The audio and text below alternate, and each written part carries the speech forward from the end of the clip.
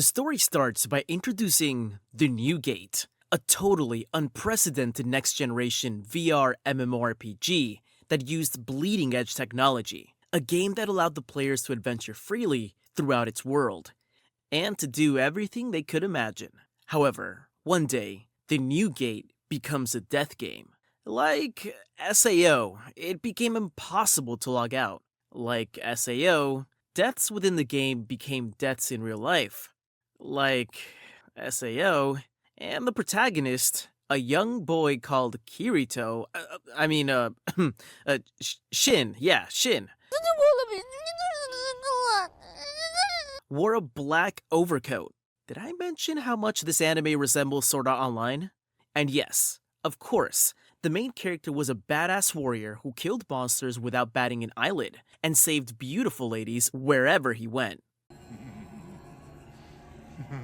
Yes, like SAO. Finally, after a tough battle, Shin killed what seemed to be the final boss, and the in-game voice informed everybody that players could log out from that moment onwards.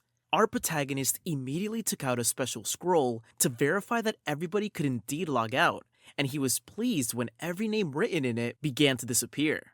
After a while, there was only one name remaining, his. Unfortunately, when he was about to log out, something happened. A gate behind him opened, and immediately thereafter, he woke up in a prairie, wondering if he was still in the game or not. Although, everything looked and felt too realistic to be a game. Right after he opened his status window, and after getting cheerful because all his stats had significantly improved, he tried to log out again, but quickly found out that the button had been removed. Okay. To add insult to injury, when he checked the scroll, he received a message saying he was not connected to the network. So it seemed we had skipped 2 seasons and 2 movies of SAO to jump straight into the Alicization arc. Whatever you want, author. Back with Shin, he still didn't know what was happening, but he began to think that the genre of his life had changed from VR MMORPG to Isekai. Afterward, he used a special item to get back to his home base. Once he got there, he ended up saving a beautiful elf. No matter the genre, his badass OP lady killer trait remained.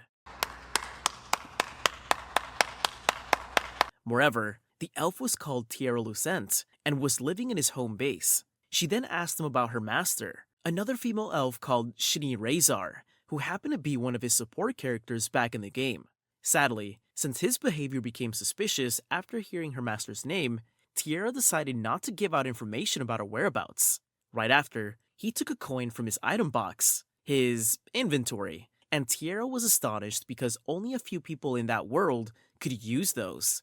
Not to mention that the coin was worth billions, which meant he was rich. I'm rich! He also learned that his class, High Humans, had gone extinct 500 years before, and only normal humans remained. That event, where a lot of people vanished, was called the Dusk of Prosperity, and he assumed that referred to the moment when all those players had logged out from the game. Finally, Tierra discovered that he could see through the illusion spell her master had cast on her, to hide the fact that she was a black-haired elf since they were a cursed symbol of misfortune. Apparently, monsters tended to attack them, and that was why there was a barrier around the home base. Luckily for her, he knew a way to break the curse, although her hair didn't change back, and only a portion of it recovered its silver color. She then sincerely thanked him and gave him a letter of introduction so he could easily enter the town nearby. He went to the Adventurers Guild to register as one, and there he ended up meeting the Guildmaster, Barlux Heim, thanks to the letter of introduction. And he met 2 more beautiful ladies called Celica and Silica. Yeah, boy. Thanks to him being the main character, of course. Barlux then explained to Shin all the insane benefits that came with the letter of introduction and tested his skills. The next day, our protagonist received his guild card as a G-rank adventurer and began taking jobs to rank up. During his first quest, he found a powerful monster called a Skull-Faced Jack, but he managed to beat it after removing the limiter he used to hide his power. Thanks to that battle, he managed to figure out how strong he was currently in the world.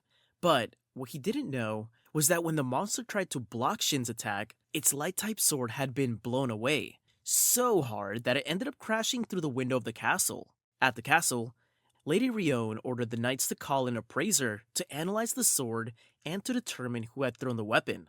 After all, whoever had done it should be very powerful. As for Shin, he got back to town where he heard about the sword incident.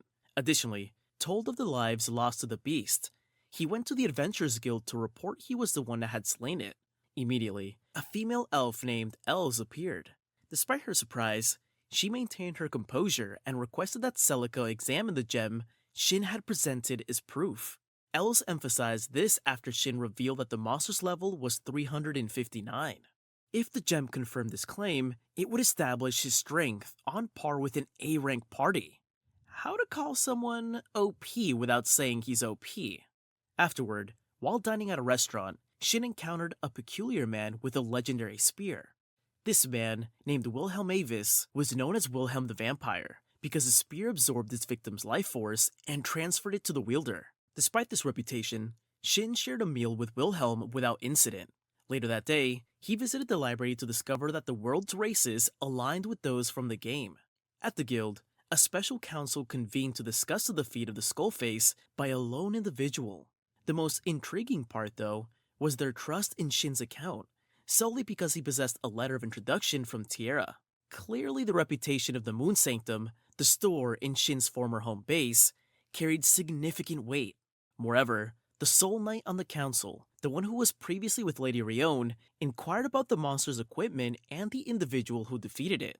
The knight then asserted that the sword incident and the Skullface were likely connected. Furthermore, they held the belief that the sword surpassed even their nation's most treasured blades. Returning to Shin's story, he encountered a young orphan beast girl named Millie. Shortly thereafter, Wilhelm arrived and reclaimed her, but not before Millie implored Shin to rescue a fox in the nearby woods. The following day, Shin presented Tierra with an ancient sword that had once belonged to Shni, hoping for Tierra's master to recognize it. Additionally, he gave Tierra enchanted letters to notify him when her master had returned. Regrettably, he couldn't directly contact Shni, as they hadn't yet met in the world. Later, in the northern woods, Shin discovered a shrine where he encountered a poisoned and cursed little fox. Despite the challenges, he managed to cure it. Soon after, several undead skeletons emerged, just to let Shin showcase his powers to the audience, of course. Magic. Despite encountering two level 674 golems, they posed little challenge for him. In the end, he saved the little fox, which turned out to be an elemental, a top-tier race of monsters from the game. And yes, of course it wanted to be his pet. Oh shit. Here we go again. On the other hand, Shini received an enchanted letter from Tierra and learned that Shin was looking for her. Shin and the fox formed a contract, allowing the little pet to conceal its level and species. Our protagonist named the fox Izuha. Later, Shin accepted another guild request and visited the church. There, he introduced the little fox to Millie, and a nun named Tria asked him to teach her the skill Purify. Shin agreed, with the condition that Tria share information about Millie's abilities, becoming a source of intel for him.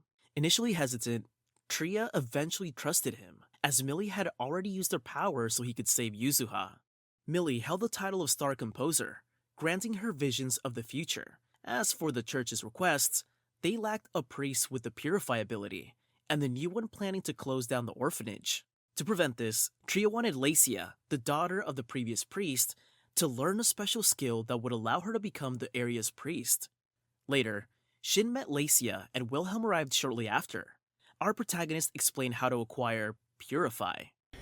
Yeah, boy. Lacia needed to defeat 200 undead creatures over level 150 while holding a holy prayer orb. Huh, piece of cake for a nun, I guess. Luckily, landing the finishing blow counted, so he would weaken the monsters enough so Lacia could deliver the final blow. Not to mention that Shin happened to have the very rare orb they needed for the task. In the end, Wilhelm decided to join them, skeptical that Shin could handle numerous monsters over level 150, while supporting Lacia. That night, Wilhelm invited Shin for a drink and questioned whether he was a chosen one, a person born with skills, titles, and forbidden knowledge. Their conversation was interrupted by Tierra, who sent an enchanted message informing Shin of her master's imminent return. This revelation allowed Shin and Wilhelm to discover that they both possessed letters of introduction. The following day, Lacia, Shin, and Wilhelm officially dispatched monsters.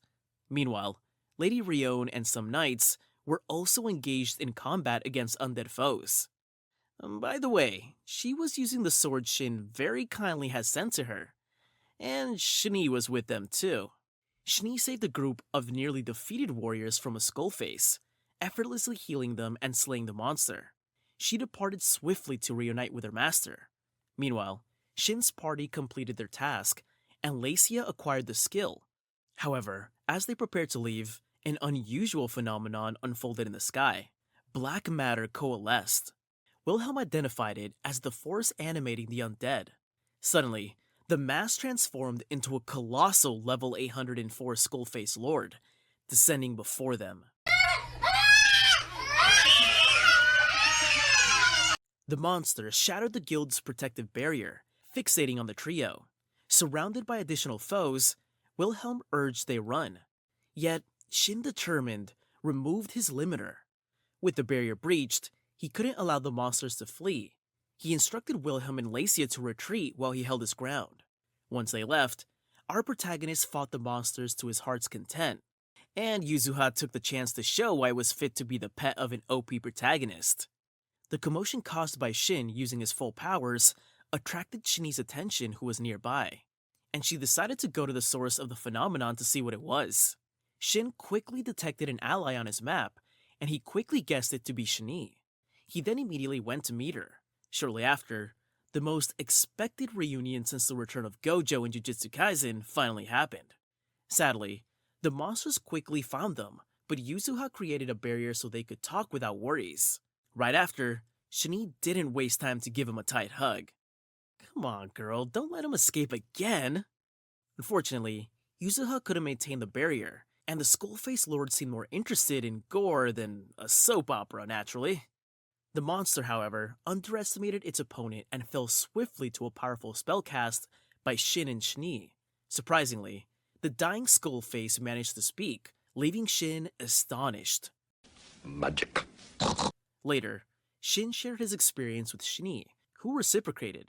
As other players' support characters vanished, Shini realized that Shin had successfully cleared the dungeon. However, since Shin's support characters didn't disappear, they began searching for him, having split up for various reasons. To avoid drawing attention, Shin asked Shini to address him by name rather than by master. When she complied, he blushed, and their playful flirtation began. It's amazing that they both didn't notice how hard they were blushing. Clark Kent's glasses effect? He then showed how dense he was by telling her that he still planned to leave that world. Is he unable to read the room? Shini suppressed sadness and revealed that she remembered everything from the game. Unlike before, she was now fully autonomous. Meanwhile, Yuzuha with 3 tails unexpectedly began to speak. Fortunately, she could merge her tails and communicate telepathically, maintaining her guise as a little fox. Later, they caught up with Wilhelm and Lacia. Meanwhile, Lady Rione and her men investigated the site of Shin and Shini's battle. They discovered a special sword marked with a falcon emblem, leading them to conclude that it had been forged by a legendary blacksmith among the High Humans. Lady Rione decided to visit the Moon Sanctum, suspecting the High Human would be there. She planned to challenge him to a duel. Meanwhile, Wilhelm confronted Shin, suspicious of how he had convinced Shini to follow him. Shin confessed to being a High Human and Shini's master. Returning to town, Shin gave Wilhelm enchanted letters for emergencies at the church, reaffirming Shini's trust in him. Upon arriving at the Moon Sanctum, Tierra was shocked to discover Shin was the owner. His new talking pet did not help either. That night, Shin found Shini sleeping beside him. Oh my god! Wow! Instead of the typical dense protagonist reaction, he comforted her and she cried out his name in her dreams. The next day, Yuzuha transformed into a young lady with silver hair, fox features, and an Aikido-inspired outfit. Yuzuha explained that she had been injured while preventing a natural disaster, and had sought refuge in the shrine where Shin found her. Shini revealed her desire for Shin to meet Gerard, a high beast living his last days. They decided to travel together to find him. Shni went to the kingdom to report on the Skull-faced Lord, while Shin planned to head to the guild after crafting a few swords. As for what would happen to the place once they had gone, you might ask? Tiny details. They would simply take the place with them. They formed a party to be able to use voice chat. I mean, telepathy. And then he went to the forge along with Yuzuha to make a few swords. A while later, Shin, Yuzuha, and Tiara decided to go to the guild, and of course, since we have a trope scheduled to follow, our protagonist was punished for staring at the woman's chest. Tiara was amazed after seeing the people on the town streets. After all, she hadn't left the home base in a century. They then went to the guild, and since they had to join hands to avoid being separated, Tiara couldn't help but blush at the sight. At the guild, Shin was promoted to rank E. In fact, they wanted to promote him to rank A. By the way, Celica didn't seem happy with our protagonist being with another woman. I wonder why. Shin changed the subject, asking Celica about sacred sites. However, she couldn't reveal that information to anyone below rank B. Next, he informed her they were heading to Farnid and requested jobs along the way. Celica assigned an escort mission. As they wandered through town, they awaited Tiara's guild card and the arrival of other adventurers for the escort job. At the church, they met Lacia, who fangirled over Tiara's connection to Shni. Later, Tria and Lacia revealed that Lacia would become the next head of the church, saving the orphanage. Suspicious of the other priest's sudden compliance, Wilhelm decided to investigate him. Later, Shin provided enchanted items for Lacia, Tria, and Millie's protection. They both went back to the guild to pick Tiara's card, and he then suggested picking up the Moon Sanctum next, which still made Tiara's head spin, especially after he took a teleportation crystal out of his item box and explained to her that he could make as many of them as he wanted, if he had the materials. In case you didn't know, teleportation is known as a lost spell in the world. In front of the Moon Sanctum, Shin swiftly transformed his former home base into a pendant, signaling to Tiara that it was time to meet their client. They then reached the wagon they would be escorting, where they encountered their fellow adventurers, Gaian, a reptile beast man, and Tsubaki, a young woman. Nak, the dwarf merchant who owned the wagon, joined them, and their journey began. Meanwhile, at the castle, the king learned that the Moon Sanctum had vanished, surprising him and his retainers. The first princess then inquired about Shni, expecting her arrival that day. With Lady Rion absent, they decided to await Shin's disciple for further information. Back with Shin, he familiarized himself with the other adventure skills. He also discovered that most samurai in that world hailed from an island called Hinomoto, suspiciously reminiscent of Japan. Suddenly, bandits attacked, taunting the group. Shin's bloodlust surged, alarming Tiara. She steeled herself and expertly shot 2 arrows, despite never having taken a life before. The fight ensued and the bandits were defeated. As Shin interrogated the leader, Tiara intervened, cooling his bloodlust by pressing his head against her chest. Well, that might have cooled down the blood part. As for the lust, I wouldn't be so sure. Tiara had done that on a whim, but then she almost died of shame. Luckily, thanks to Shin being denser than concrete, our protagonist didn't understand what had happened. Shin's group resumed their journey, discussing the bandits' confession that they were ordered to steal church-related goods, an ambiguous directive. Shin recalled the nuns mentioning the need for official authorization from the church HQ to appoint the next head, leading him to suspect a connection. Later, they arrived safely at their destination and reported to the guild before parting ways.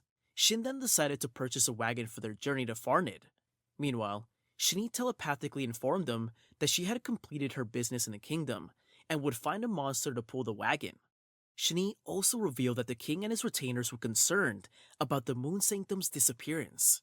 However, she was fine with that because she found their constant flattery and recruitment attempts tiresome. Some kingdoms even sought to claim ownership of the Moon Sanctum, while others sent her marriage proposals for the same reason. Shini then asked him if he was jealous, and after he said that he was, she was pleased, although he didn't understand why she had reacted that way, when you thought he couldn't get any denser, am I right? That evening, they arrived at a luxurious inn, and after the cliché scene where the receptionist asked them if they wanted to share a room or not, they ended up getting separate rooms. Although, for the sake of comedy, Ecchi and the trope schedule I mentioned before, Yuzuha and Tiara found a way to take a bath in Shin's bathroom, making him listen to how Yuzuha played with Tiara's chest. The next day, Shin began to customize the wagon they had bought while they waited for Shinny's arrival. Afterward, they met Tiara's master in the woods and were surprised after seeing she had tamed a level 751 Grufazio Jade to pull the wagon. Long story short, it was a huge, strong monster. Fortunately, he could alter his size at will to avoid drawing attention or causing issues while staying at inns. Shimmer, as he was known, could also communicate with Yuzuha. They resumed their journey to Farnid, and both Shinny and Tiara marveled at the wagon's comfort, after Shin's customizations. During the journey, they learned that Tiara had rescued Shimmer a century earlier when he was a puppy. Shinny then decided to transfer her contract to Tiara, ensuring her protection when Tiara chose her own path. Notably, while Shinny and Shin used the same falcon mark, the one recognized by Lady Rion's group, Tiara's mark was that of a flower. Eventually, they reached their destination and met Gerard's grandchildren, who guided them to see Shin's old friend. Gerard was happy since he thought he wouldn't be able to see his master again in his life. And of course, Shin was glad too. Gerard then introduced his two confidants, the current king of beasts and the king's daughter, to our protagonist.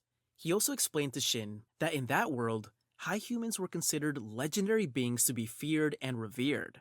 Afterward, they had fun recalling their past adventures, and they both told each other what had happened to them since the last time they met.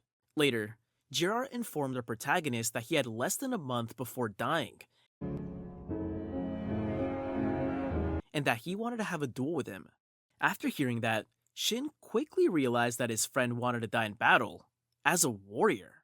Don't you find amusing how clever our protagonist is when dealing with non-romantic stuff? Shin accepted the challenge without knowing that Shinny was eavesdropping on their conversation, not interrupting or stopping them. It's painful to hear she departed while crying. That night, Gerard informed his people that he would be dueling Shin in a week, but the daughter of the current king got angry, seeing how everybody was still calm after hearing the news. However, Gerard managed to make her understand his reasons. Days passed, and Shin's group enjoyed the hospitality of the beasts, not to mention that our protagonist astonished everybody after restoring to perfect condition Gerard's weapon, which was in poor shape. The night before the duel, Gerard asked Shin if he was going to leave Shinny behind if he found a way to return to his world, to which our protagonist replied by apologizing and reaffirming that he had been fighting all that time to return to his world. Although, he didn't mention anything about Shinny.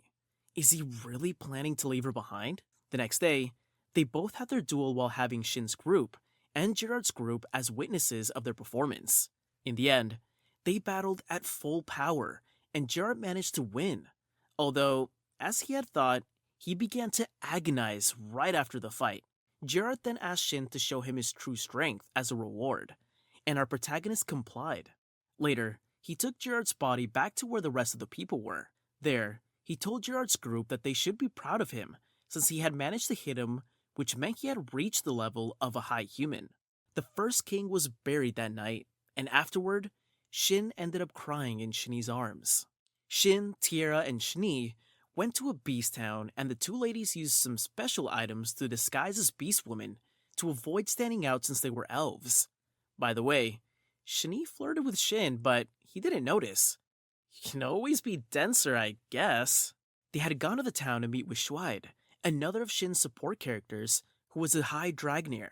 In fact, once they met him, he wanted to treat our protagonist as some kind of deity, but Shin and Shinny managed to convince him to treat his master more casually. After a short conversation, they agreed to form a party when Schweid finished some errands, and before he left, Shin gave him his personal weapon, a spear called Nagizuki. Later that day, Shin decided to make a crossover and became the Goblin Slayer in order to rank up in the guild. Once his group returned, he received a message from Bar Lux, informing him that he had been summoned by the palace in Bear Licht. Nevertheless, before he left, he gave Gerard's weapon to the current king of beasts, following his friend's will. Shin, Tiara, and Shinny teleported back to the original location of Moon Sanctum. Afterward, Shin met Bar Lux, who informed them about the sword incident. The sword had crashed into the room of Bear Licht's second princess, Lady Rion. It turned out that she had summoned Shin because they discovered he was responsible for sending the sword. That night at an inn, Shin confided in Tiara and Shni. Shni speculated that they might want to recruit or even marry him into the royal family, and told him that he could say he was his fiancée to dodge the bullet. The next day, he went to the castle alone. I guess they didn't want to advance the plot too much by making Shini go with him. Nice trick! And met Lady Rion, who, after a short talk, challenged him to a duel. Oh shit, here we go again. In the meantime, in another place, a priest was attacked by a suspicious black cloud of smoke. Gadras, one of her knights, told her that there were more delicate ways to go about that, but she dismissed his advice. And shortly after, the princess teleported them to a training ground built for battles between chosen ones. The duel then began, and Shin managed to fool Lady Rion and Gadras into thinking his strength was on par with the princess. It's obvious they don't know who is the protagonist here. Afterward, she tried to recruit him, but he refused because he preferred to live freely as an adventurer. Afterward, she explained to him that giving a sword to a woman could be seen as a marriage proposal, which startled him, although Lady Rion said that she wouldn't take it like that. Right after, Gadra said that people were plotting to leverage that incident to arrest our protagonist as a criminal to force him to work for the kingdom. In the end, they agreed to define the sword incident as a tribute to the princess, and in exchange, Shin asked to be given access to the restricted zones of the magical library. Sometime later, they returned and found Cardinal Guerrero, the priest who was previously attacked, but before they could react, the priest, who had tampered with the teleportation point, sent Shin and Lady Rion to an unknown place. Although the princess quickly realized they were in the Holy Land, Kalkia, which looked like a town in ruins. They decided to travel to the nearby city of Valmar. Shin explained the situation to Shni via telepathy, and they agreed to avoid teleportation to maintain his cover because they feared that the kingdom would never release him if they got wind of his high human status. On the other hand, Shni would handle matters in Berlicht. Meanwhile, Tiara and her master investigated the palace, suspecting a powerful demon behind the cardinal incident. Using a concealment spell, they infiltrated the castle and confronted the demon in the cardinal's cell. After a brief fight, Shni killed the demon, who realized the high humans had returned. Later, Shni reported to the king and then took Tiara and the pets to meet Shin in the city of Valmar. Holy Land, the name of the cities that had fallen during the dusk of prosperity. Moreover, there were strong monsters in them, so they would probably have to fight high-level creatures, which would be a problem for Shin, who wanted to hide his true strength. To make things trickier, a while after Shin noticed that they couldn't leave the place by climbing its walls, and after further investigation, he discovered that the whole city was a dungeon, and to get out of it, they would have to conquer it. They then began to fight monsters with amazing synergy, but unfortunately for Shin, despite his efforts to hide his strength, the level he showed plus the weapon he used managed to increase Lady Rion's interest in him. Nevertheless, later they found a huge slime and, let's see, according to Chapter 3, Paragraph 2, Ordinal 3 of the Holy Tropes book, a slime must always attack the lady with tentacles, and if possible, it should destroy her clothes. Can you guess what happened next? I'm gonna come. Oh. Fortunately, Shin had some spare clothes and she avoided being in her underwear for the rest of their adventure. Afterward, after consulting Shni, Shin taught the princess some spells so she could defend herself better, which made her feel she was taking advantage of him. Sometime later, they arrived at the final part of the dungeon, but our protagonist felt that something inside the Holy Land was drawing him in. Furthermore, it seemed that the final boss was an ice griffin. So, after flirting for a little while, actually, they honestly had been flirting the entire time, they came up with a plan. Shin would act as a decoy to attract the monster's attention, so the princess could kill it. Sadly, after they defeated it, the griffin regenerated itself, so they escaped, and Shin asked Rion to find the mechanism to open the main door. This, so he could fight at his full strength, he could not have her nearby. However, during the fight, the monster kept regenerating until a light sphere emerged from it and began to pull Shin in. Then, our protagonist was surrounded by a golden light. The sucking effect disappeared, and the regeneration skills of the griffin stopped working, allowing him to finally destroy it. Shin couldn't understand what happened, but he ended up leaving the dungeon along with the princess. Shin informed Shni that they would be camping that night, and his disciple immediately decided to skip any rest and increase the speed to arrive at Valmer faster. No, she said that she was not mad. As for our protagonist, well, let's say he and the princess were becoming closer, despite all his efforts to prevent it. Oh shit, here we go again. The next day, Shin and the princess were shocked after seeing a horde of skeleton monsters going towards the city. According to the princess, the phenomenon was called a flood, frequently occurring near Holy Lands. Valmer, a fortified city, often faced casualties while defending against these floods. Shin urged Shini to hasten their efforts and instructed the princess to join the city guards. Upon arriving in the city, they had a few days before the monsters arrived. The princess met with the local lord and asked Shin to go to the guild branch. Shin then met the local guildmaster, submitted the report, and presented his letter of introduction. The guildmaster then declared a state of emergency. Shni informed Shin that she was nearby, so he asked her to notify the lord and guildmaster of her participation in the defense. By chance, Shin encountered Barrett, a young man who supported one of his friends. Shin explained the flood situation and his need to conceal his true strength. Afterward, Barrett revealed that Hibineko, Shadow, and Holly were living in Valmer, although they were currently away on business. Shin was surprised. He had believed these friends were dead. He then wondered why they remained in that world.